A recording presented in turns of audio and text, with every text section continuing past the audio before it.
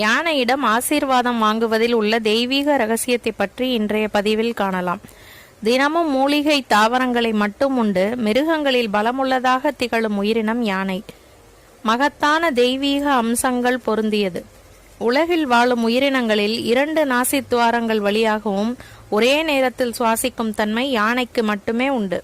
மனிதர்களாகிய நாமும் கூட தினமும் 24 நிமிடங்களுக்கு ஒரு முறை நம்முடைய சுவாசமும் ஒரு நாசி துவாரத்திலிருந்து இன்னொரு நாசி துவாரத்தில் மாறிக்கொண்டே இருக்கும்.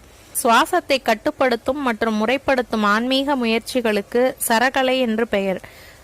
பிராணாயாமம், வாசியோகம் போன்றவைகளும் நமது சுவாசத்தை தெய்வீக தன்மைக்கு முன்னேற்றம் அடைய வைக்கும் ஆன்மீக பயிற்சி முறைகளாகும்.